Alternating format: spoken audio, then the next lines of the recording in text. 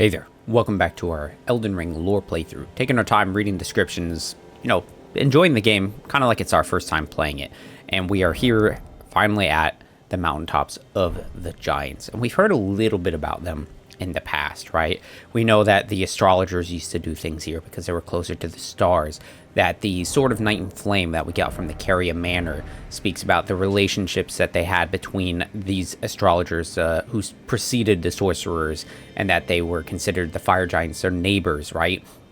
We also know this is partly where where Millicent is traveling along, following the path of millennia. And then in addition to that, we also have the Albinaric woman, Latenna, and she wanted us to seek out the halves for the Halig tree. She has her own mission that she's trying to do, and she wants us to continue up this way as well, past Dominula, the windmill village. And where does that take us eventually, right? When we look past here, is to the Mountaintops of the Giants. We also know that there's a Castle Sol in the distant north that has something made from a dragon scale as a gift to the Carrion as well. So there's a lot of some things going on here, and there's all these like spectral like creatures, birds, deer, trees, very reminiscent of Shifa River, even with the columns of like broken trees and other sections.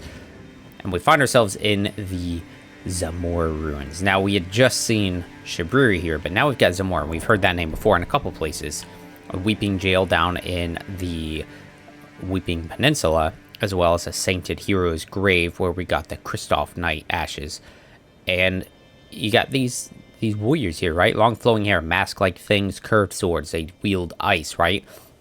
It's interesting if you look on their left hand, how it, to me, it looks like a shackle, right? It's got a little chain going down, so it was almost like they were imprisoned. They're not even wearing any shoes. They do look a little bit ragged. But when we fight the ancient heroes, they are pretty strong, right? They have some strong high poise, doing a lot of frost. They have a lot of floaty motions, a lot like the Black Knives and the and some of those different wolves. Now these guys, they're brutal. Like they are really pretty tough. Like the amount of hits they can take, they can do quite a bit of damage too. Yeah, just see that flowy, swirling nature that they have. They look pretty wizard too. Too bad they fade out when you defeat them. So they live here. Now, a thought was is if we read the map for the Giants Mountaintops.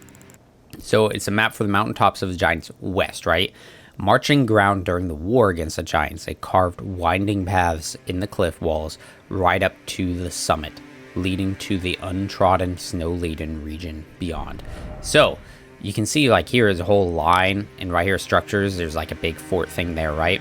So they carved a path all along the mountainside, all the way up to where the Giants were actually residing at, in this uncrowded, snow-laden spots. We can actually see there's a Rosa statue there. But we need to check out these ruins first and see what we got going on. Really, there's not a lot happening here, outside of the fact that there's a ton of Zamor Knights going on. But outside of that, we don't know anything about them. What is their deal? They have ties to the Mountaintops, right? Ties to the Giants, maybe. We find them in a jail far, far, far to the south, right? Reaping Peninsula is about as far south as you can go. So what are they doing there? Then you've got the the one in the Hero Grave, which is right on the outskirts of the capital. Yeah, a lot of damage. Their stature, kind of looking at them again, kind of makes me think of the Onyx Lords that we've seen. Something about the way their neck kind of stretches up just a bit. Way down underneath the ruins, we do find ourselves Smithing Stone Miner's Bell Bearing, which is pretty important for us.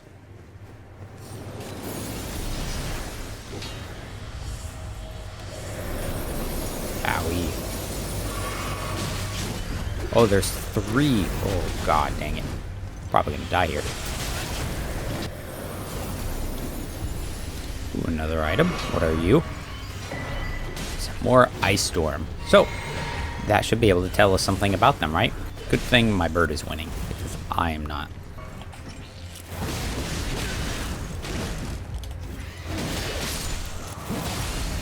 Whew. We did it, in no small part due to our bird. Ice sorcery of the town of Zamor. Strike the ground with the staff to create a freezing tornado. Cloaked in icy tempests, the Knights of Zamor have challenged the fire giants since ancient times. So, these Knights of Zamor fought against the fire giants, have been challenging them since ancient times, right? Which is why they're using, really? Oh, goodbye. Which is why they're using ice, right? Because they're fire giants. Of course they're going to use ice. Unless the whole reason that they do challenge them is simply because they are ice affiliated, right? They don't wield it because it's in, like, the opposite of the fire giants. It's just their nature. So they naturally are, you know, against them. But you think about, like, where they're located here, like the ancient ruins of Zamor, like this place that they live at. It is at the very edge and outskirts of the mountaintops of the giants. So they, while still living in the frigid north, are living about as far away from here as possible, from the giants. And since they've been challenging these fire giants, we know that the capital, the Erd Tree, waged war against the fire giants. So when you've got the hero ruins or hero's grave, right? That's why you would find them in there. Ancient hero, right? Because they fought against the fire giants. They probably helped the Erd Tree in their war. Alright, we're gonna kind of run past them now. We can actually do a little jump up and around here. It's been a while since I've done this, so I don't actually remember what's up here. Ah, birds. Look at that. You know, kind of a reskin, but, you know, a lot like, you know, the Stormhawks that we see in Stormvale. Stormhawk feathers, so it's a type of Stormhawk. Alright, Statue Rosus, where is he sending us? Out this way somewhere. Alright. Oh, and look who we have here. Bunch of the fire monks, which, I mean, of course, we should have been expecting to see them, right? Because that's the other thing we've been hearing about the place. It's got the Flame of Ruin here, the fire monks who stand vigil and watch over it. And even look here, right? We see them all standing along. There's bodies almost like down in like kneel worship, frozen and snowed over. They're all facing that direction where we see like a big narrow bridge, right? Is this part of the whole like carved pathway along the side of the mountain, right? I mean, look at those sigils kind of worked into it. Circular with a bunch of round spots onto it. I feel like this is a common thing we've seen before. Golem far, far in the distance. Maybe another great bridge. Looks like some more structure there. Was another bridge, maybe. And up there, what do we see? It's kind of hard to tell from here, right? But, yeah. But in addition to all these little fire monks, right? Or are these even fire monks? Because they don't look the same, right? When we actually get the fire monk armor, it's the large guys with, like, the armor. Like, it has actual, like, metal to it. It's got a face worked into it. They're using the flame maces, right? And using spells.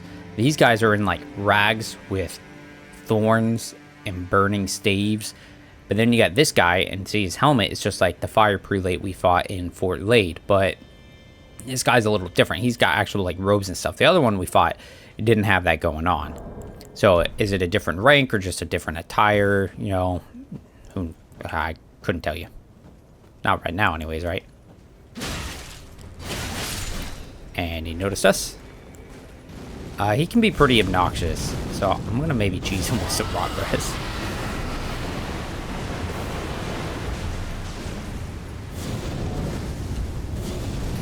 Oh, he's not actually rotted at all. Oh, that's a bummer. Oh, let's just hit him again, I guess. Uh-oh. That's a problem. Hit him. Oh, look at that. He's got a whip. Interesting. He's erupting just like the one did before, right? Big flaming spin around effect. Ow. Miss. See how his whip has like bunches of briary thorns to it, which matches with what those other little guys are bearing and using, right? They've got a lot of thorn things going on.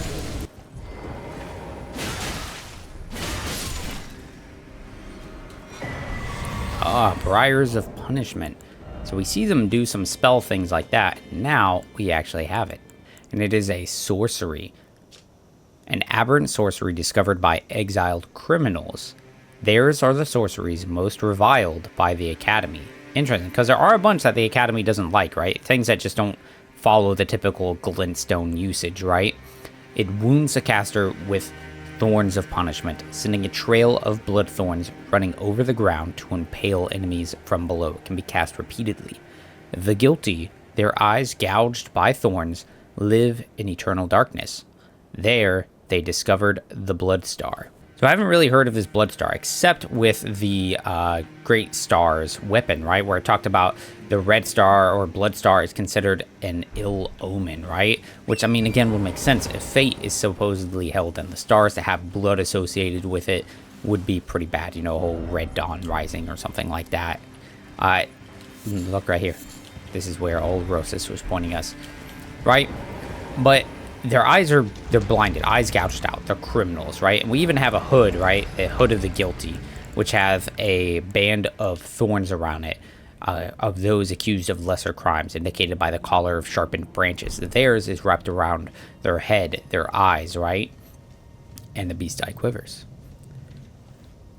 Now, the interesting thing to me about them, like, being blinded and in that, like, darkness they found the Blood Star, it's making me think of the, you know, the Formless Mother, because that's typically who and what blood is associated with, right? Her, the Formless Mother, which is what Moog found when he was, like, trapped underground in the sewers and he embraced his cursed blood, right? But it's a little different because her stuff is typically involving, like, flame, whereas this is just, like, the briars, like, spiking sins and punishment. And even then, we've also gotten a shield, the Shield of the Guilty, a shield depicting a maiden whose eyes were crushed by the briars of sin before being reborn in these lands. Okay, I would like that to not. There we go. And look at that. The watchdogs are now generic enemies, no longer even bosses. See how it's got frost effects now, which, I mean, is maybe not surprising considering that we're in the Mountaintops of Giants, where snow is a big thing that is associated here.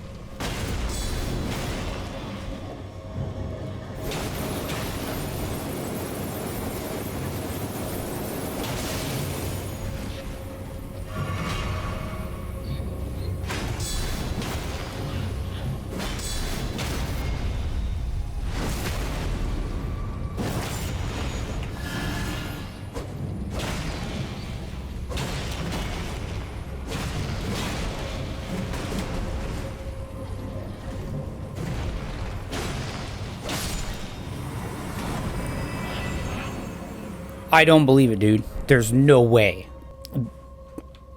That thing is so difficult to get. I mean, I'm kidding you. I've not been running this over and over again to try and get that. I promise you that. That is just sheer luck, I guess. Really pulling through. But we got a couple things now to look at. Watchdog's Greatsword. A stone greatsword wielded by Erdtree burial watchdogs. Though decorated with the Watchman's Eye, the pupil was taken by grave robbers and is now hollow, leaving the sword a mere lump of stone. So in the past, right, we got the Watchman's Eye, which, who is that? It's not capitalized or anything, but, you know, maybe it's just kind of symbolic because they are guards, right? Guardians. And or they're watchdogs, not really, not just guards, right? But it implies it used to do more, because like when you have the other one, the actual like staff, that one does like magic, has like glintstone stuff going on with it. So this one ideally would have done a similar thing, right? Or something along those lines. It should have been more, but obviously grave robbers have ruined that. And here is the fire monk Ashes, spirit of a stout monk who monitored the giant's flame, versed in fire incantations and himself steeled against fire. Though he was charged with keeping watch over the flame, after many years of solemn duty, he has succumbed to its allure. And that's just, that's the trending theme we've seen with them, is that, the taboo eventually becomes like an obsession, that they just are completely overtaken by it, right? We've even seen one that has, fallen to the black flame. Like maybe they glimpsed that in the giant's flame somehow. Now this dungeon is doing a similar thing to a different one that also had the death root, the hero's grave of Gelmir's hero grave, where you had death root at the end, but like we're not fighting skeletons and stuff. Right now I'm fighting just a bunch of imps. So, I mean, granted, I guess in Gelmir's hero grave, you did fight skeletons. There were skeletons in there, but there were also a bunch of like nobles and things too. This one has been straight up in imps, watchdogs. We've got pots now. Alright, there wasn't really much else to show in this place. Nothing super interesting, right? So, let's see what we are going to fight here, because I don't remember. Oh, it's a tree spirit. Alright. There he is, ulcerated. So, kind of a regular one, right? As regular as these enemies are, or can be, And there we go. Golden Seed, Glowwort Pickers, Bell Bearing, and then of course in here we're going to get ourselves Death Root, naturally.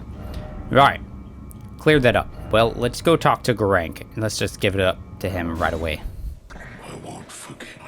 Appetite, your sin, Beast Claw, Great Hammer. Take strength, dexterity, and faith, tiny bit of dexterity. Great Hammer with a striking end modeled to resemble 5 beastly claws, because the 5 fingers are indicative of intelligence for the beast, right? The black nails protruding from the golden fur are said to represent Serosh, Lord of Beasts, who went on to become King Godfrey's regent, right? Because that's when Godfrey took the mantle, he took Serosh onto his back. And you see it in the statues too, right? You see the big statue in Stormvale, in the throne room, and what is on there? It's got big Godfrey with his axe and stuff, and a big old lion peering over his shoulder. Alright, so we're gonna run up this path here. It is an interesting kind of like swirl design on there, right? I feel like we have seen that before somewhere else. Look at these whole things, like look how they're like engraved all along the sides as well. I don't know that they're actually meant to be anything, but it is pretty interesting. And it looks like down below is, well, I'd say that's almost like a place you could be. That's definitely somewhere we could go. Walk a mausoleum over there as well. And see those structures right there? Those are just like the ones we see down in, some of the Weeping Peninsula, Stormvale, or, Limgrave. Some as well in Liurnia.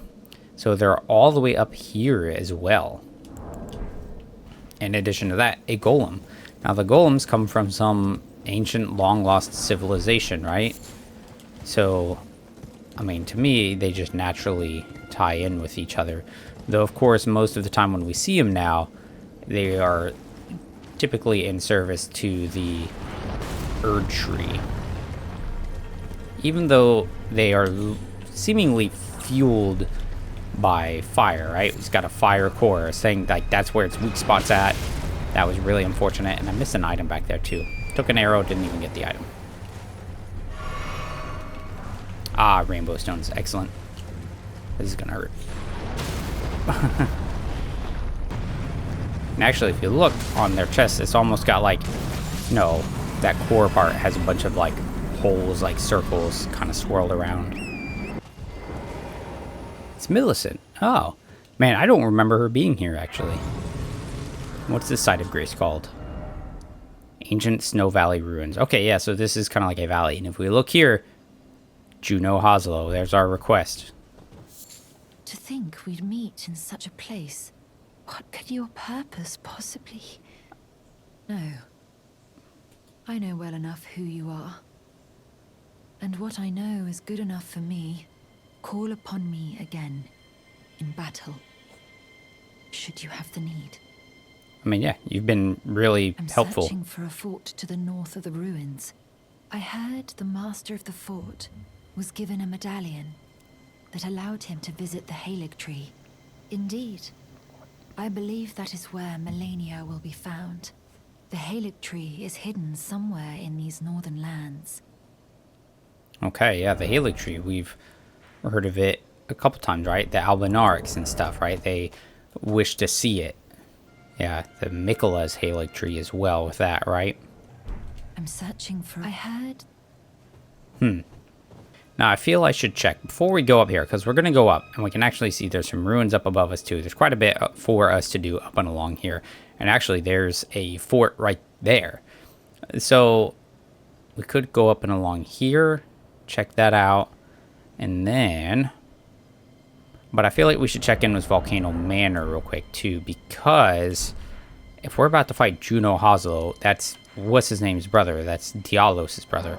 So I feel like I should check on them just in case. And you know who we didn't talk about, or talk to, was Patches, after we did his job for him. Hello again. The request is done. Down Tragoth. Yeah, I did. Are you certain? No, it's quite all right. Fine work indeed. I'll give Tanith the news. Have some rest by all... Uh-huh. It's just as my noble brother says. I'm a complete fool. I can't believe I thought I could become a champion. Perhaps I am a fool after all. No, it's worse than that. As things stand, I've given up on the path of revenge and sullied the name of my house. What an easy mark I must have been. Perhaps I am a... No, what an easy mark. Poor Juno. Not Juno. Poor Diallos. I had hoped you'd soon return. I have the reward from Lady Tanith. Take it. It's yours, by right. Gelmir's Fury, Let so... us tread the path of the recusant together till we reach the miserable death that awaits us. Yeah, because again, after we did some of those jobs, because we were just like rolling through the capital and stuff, I never came back to talk to them. So we got to spell Gelmir's Fury. Kind of goes with some magma shot, right? Developed from the magma of Mount Gelmir. The sorcery is held to represent the fury of the volcano, but the arrogance of attempting to harness it is solely that of men and serpents. So, right, the magma shot. After discovering the ancient hexes of Gelmir, Rykard, son of Queen Renala, brought them back into practical use as a new forms of sorcery.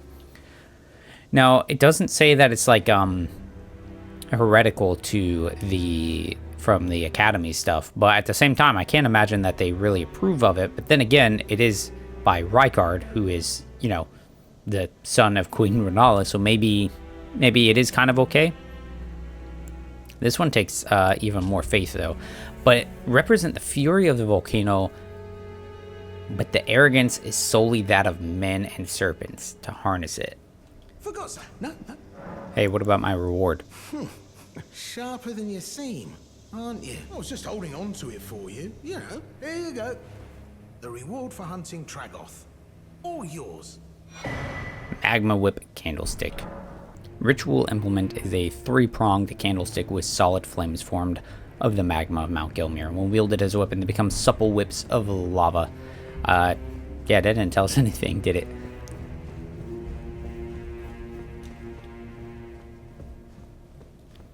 Oh, Diallos is gone now. Do you hear me? It is I, Lieutenant. We're almost there. Castle Sol lies just off to the north, where the other medallion is housed. It will grant passage to the land of the Halig tree. Okay. So we're almost there. Lots of beastmen, demi-humans here, right? I mean, they show up around in a bunch of different areas. It's just a question, like, I don't know. Not sure there is any actual significance, but they're fighting the bats, which I always found kind of interesting.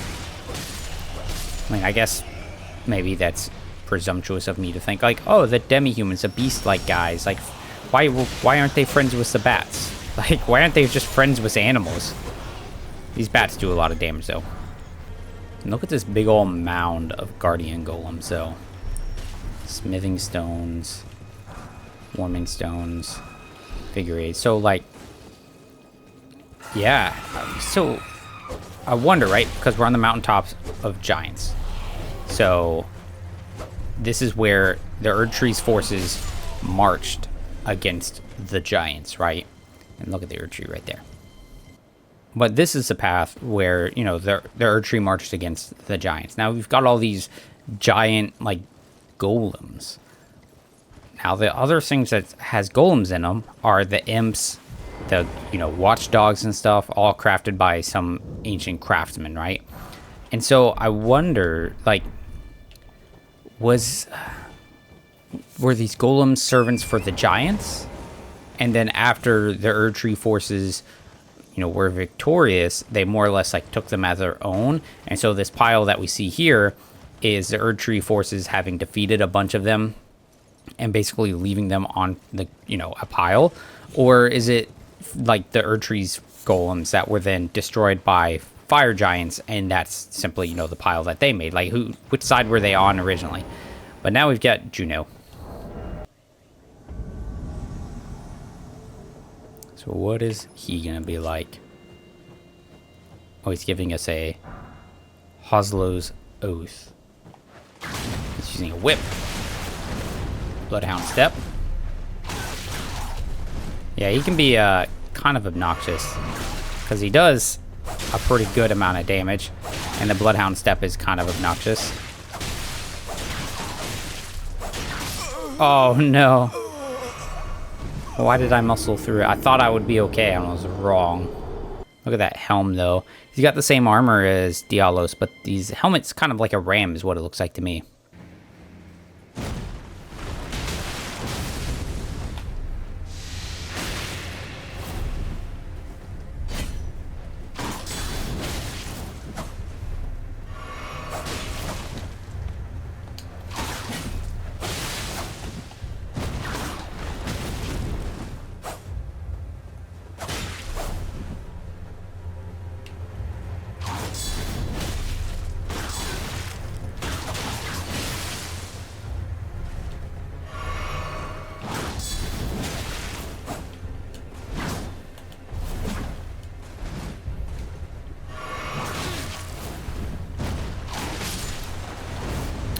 By Hoslow's pedal whip, his helm, armor, gauntlets, and greaves. A metal whip formed of razor-sharp chain-link blades that have an appearance of flower petals. This work of art is handed down through the generations of the illustrious House Hoslow. High dexterity is required to wield this weapon, but it excels at inflicting devastating blood loss. The tale of House Hoslow is told in blood. I've never actually used it, partly because, like, you would see a lot of people, like, dual wielding it, doing this, like, annoying double bleed whip build-up things, or just obnoxious.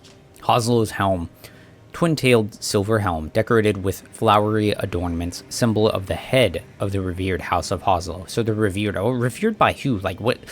Like, where? What is this nobility for? Right? Is it somehow associated with, like, the Erdtree? Like, it's a house among the, like, Erdtree devotees, or is it from a different land, you know, like you've got the land of reeds and stuff, so is it from somewhere else, or like what's the deal? Like, where is this house housed at? Juno Hoslow had a younger brother who was all talk and no trousers. His inability to commit to action was such that Juno inherited the Hoslow legacy without resistance, granting him the freedom to shower his little brother with adoration. Yeah, so, I mean, we see that was everything that's been happening with Diallos. Like, he's like, oh, I want to do this. He's like, oh, his revenge. And then he's like, oh, well, actually, like, this is, you know, he's hearing kind of what he wants. And then he's kind of going back and forth, right? He's not committing to action. Like how I'd said before, like, it would almost be better for him if he would just choose something and just say, like, this is my action. This is what I'm committing to. Make a decision, you know, instead of going back and forth. Garish's silver armor decorated with red embellishments passed down through the Hoslow family. When Juno Hoslow received an invitation to Volcano Manor, he discreetly refused, so Juno even got an invitation. I have already walked many a road drenched in blood, yet never would I consider myself a champion. Right, so I mean, he has already done, like, many, like, dirty things or something, you know, bloody things, and he wouldn't consider himself a champion, as opposed to, like, exactly, like, the opposite of what Tana says. You know, sometimes to walk the path of a champion, it's a dark path, you know, a dirty path. So, it is a super cool armor, though. Cool design on there, very fancy. It's got, like, a beast sing on the back, too. Right? Or is that, like, just a fanged face? Hard to say. I'll have to take off the cape. It's kind of neat. I like the flowery designs and stuff too, right? I think it's pretty cool, and I think it's pretty cool. But we had also gotten that traveling maiden stuff, right? Maidens traverse the lands between for different reasons. Some to seek audience with the fingers, others to find the tarnished who they were destined to guide. Okay, same thing. Nothing different. But you notice this robe is exactly what Hyetta wears, right? Yeah, same one that she wears. Now, we're not going to go inform Volcano Manor of our success yet. I think I want to turn that into a whole thing, because that's going to lead us into some other stuff. All right, so we find our with that spring jump took us way up here, which is perfect, because we do need to be up here. And there's lots of different ways we can go. Like, this Mountaintops place has a lot of things for us to do. We're at the Stargazer Ruins. So I wonder who the Stargazers were. Oh, the astrologers. Of course, that's the Stargazers. So this is where these astrologers might have lived before, right? When they were still astrologers before becoming glintstone sorcerers. And also, this might be where Renala's from, because that's what she was originally. The young astrologer gazed at the night sky as she walked. She had always chased the stars every step of her journey. Then she met the full moon, and in time, the astrologer became a queen. So, you know, she was an astrologer, a stargazer. They came from the mountaintops of giants, where the neighbors were the giants were their neighbors. And so, this is likely Renala's original home. Now, you also think about... Where did you go? Hold that thought.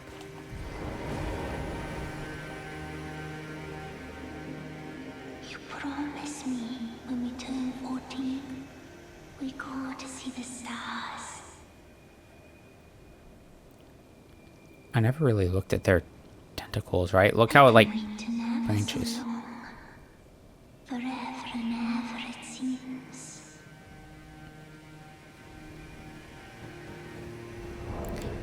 Well, if we remember way back, we have a spirit jellyfish that was given to us by Rodrika. Prone to tears, the jellyfish girl searches for her distant home, or bravely spew poison at foes on her summoner's behalf. It seems her name is Aurelia. We go to see the stars.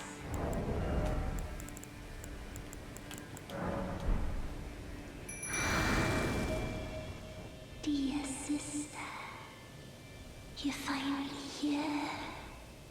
No time to waste. Let's see the stars.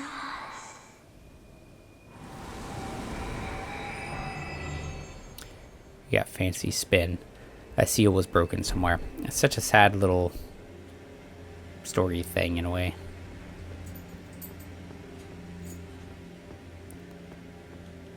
But this way was sealed until we did that. Primal Glintstone Blade. An old glintstone blade that has been stained with blood. Reduces FP consumption of sorceries and incantations at the cost of maximum HP. The old sorcerers would slice open their hearts with these blades to imbue a primal glintstone with their soul, and thus did they die. So, with Selen, right, because she was like, take my primal glintstone, put it into a new body, and she'd continue to live on. She seemed like she'd done it before, and like, what was this whole process? We had no idea. But here we have this old sorcerer. They would slice it open, and their stuff was hearts too. It's like the dragons feasting on dragon hearts, holding the power there, right? And so they would have to get some primal glintstone and imbue it with their soul. And so it would like stay there, and maybe it wouldn't transfer and leave, right? Because that's something that would happen is, you know, when these people die in the lands between, their souls like return to the Erd tree. It's something along those lines, right? And so maybe by housing it in this primal glintstone, it prevents it from just traveling it away, so they can continue to more or less live on and on, except like this says, and thus did they die. So maybe even the process of transferring their soul to the primal glintstone is killing their body right then. So like it does require them to die, even if it does allow them to continue to live on. But something I was gonna say, right? So we've got, if Renala was an astrologer before she became queen of the Carrion family, you know, she found the moon. She was from here, the Stargazer Ruins, the Mountaintops of the Giants. This place has strong associations with snow and ice, obviously, right? But what's another figure that's important with the whole Carrion family, with Renala and specifically Rani? And that is the witch Rena. Or at least I assume that was the witch's name. It's the old crone, the old snow crone. And so if they have some big ties with this place up here in the snowy regions of the north, that's where we would find this old snow crone, is she's from this region here. Now, what could she possibly be? And I wonder if she isn't a Zamor, right? Because we have some of these other sorceries from, like, the Carrion family that are, like, glintstone, freezing mist. They're all ice stuff, right? And, like, where is it? I swear there was one that was kind of like another icy storm thing. But, like, to me, I wonder if that's what it was. The only issue I have with that, though, is the fact that Ronnie's body is supposed to be modeled on that of her mentor, the Snow Crone. And it has, like, 4 arms and stuff. And the Zamor do not have 4 arms. Oh, look here. Some graves. Examine grave. Here lie Aurelia and Orliet, who never saw the stars. So, these, right, the jellyfish spirits that we had there, like, the natural thought is like, oh, they're jellyfish, right? But they're kind of sentient, which isn't weird. There's beastmen, there's demi-humans, you got these half-bat people things, right? But then you see that grave, like, it's very much like a human grave. And so, were they originally people? They, you know, part of the astrologers, and then they died, and somehow their souls kind of came back? Because, like, the jellyfish are spirits, like, they're spirit jellyfish. So maybe the jellyfish are all, like, spiritual beings, like, left over of the dead children, something, right? Because we also see a whole bunch way down south here in Castle Morn, like along the strip of water and stuff down here below the Rampart Jail, right? And so I wonder, right, if, you know, what happened there is a big old massacre. So maybe those are the spirits of people who were killed. And now there's a giant. And if we see this, what's that probably telling us? I mean, one, those who live in death. There's the moon. Super sketch. But probably one of the Tibia Mariners. Summoning stone. I don't know if I have a weapon with holy armament. Holy cow, that's a lot of them. The Beast Eye Quivers. Alright. Man, this is a good session for old Garank. He's gonna have 2 today. There he is. That jerk. So interesting that that spell is like a red light, and then he's got that kind of purpley lilac water to him. I swear I blocked that. Helfen Steeple and Death Root. an intelligence greatsword, patterned after the black steeple of the Helfen, the lampwood which guides the dead of the spirit wood. The lamplight is similar to grace in appearance, only it is said that it can only be seen by those who met their death in battle. But we see that, right, with that blue light that comes off of the lantern that Rosis does, right? Now the lampwood itself, like I wonder, we see those like trees, little trees with like little lampy candlelight things on it. So I would say it's modeled after that, because when we actually equip it, and you can see it's got kind of like little branchy parts to it. The Helfen though. And it's got a red kind of gem thing to it as well. A lot like what he uses to cast spells, the Mariner, you know? And a lot of times that red glintstone is indicative of blood sacrifice, right? But we're really close here, so we want to get down there, and then we'll probably call it good. Oh, a death-right bird. Go from one death thing right to the other. Said him was a holy blade. Oop. Oh, that was way longer delay than I thought it was. Okay. Oh my god, I forgot how much damage she does. Heal quickly before he slams into us. Oh my gosh. I don't like this guy. Round 2, jerk. Look at that damage. Will that still hit me? Bullshit.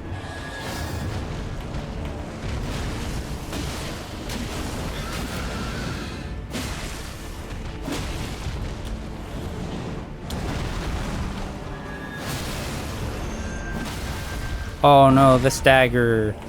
Oh. Now die. You die. Oh, come on. No. Oh.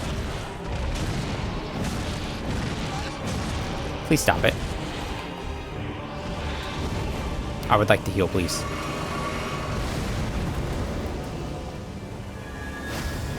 You gotta be kidding me. Thank you. They're so gnarly, dude. What happened to them? Death Ritual Spear. That's what we see those little ghosty figures in his wings holding. But it's not what he's wielding, because he's using Death's Poker. Ritual Spear used by priests of old who were permitted to come among the death birds. The priests became guardians of the birds through the rite of death, which also serves as an oath sworn to their distant resurrection. So, by, like, protecting the birds and stuff, is there, like, are they supposed to come back at some point? There's lightning strikes. Priests of old. I mean, yeah, you know, the old Death Bird stuff always seemed like it was kind of old lore, right? Not something that's practiced anymore in this modern age of the Erd Tree. But what place do we find? Castle Saul.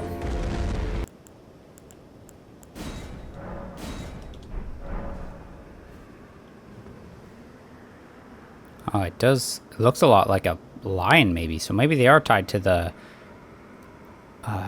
Maybe they are tied to the Golden Lineage and Erd Tree stuff. But what's interesting to me, though, is look at the knee guards for. Yeah, for the Briar set, right? Isn't it kind of a bestial looking face on the knee as well? I don't know that there's specifically ties in between the two, but I mean, maybe. Garank. I know. Garank's Beast Claw. So we've got Garank's Beast Claw. Here it is. So long ago, Garank was a beast of such terrifying ferocity that his former name meant death of the demigods. Same thing that we heard with this one, the Stone of Garank. So still no real news. Alright, but that is where we're going to call this one. Alright, we've done quite a bit. It's going to be maybe a little long. But we've got there's some answers we need in this place here. Yeah, there's some stuff going on here. We've done another job for him. Diallos is gone now, off somewhere else. Zurias, she's, you know, concerned because she's heard other sounds inside of the manor. You know, there's some stuff happening, and we should probably check it out. In addition to that, there are some things we can kind of do out here. I might start with another section somewhere out and around here somewhere, but we'll see. We'll kind of see how it plays out. But thank you guys for joining me. Hope you enjoyed it. Always appreciate it when you guys tune in, and until the next one, take care.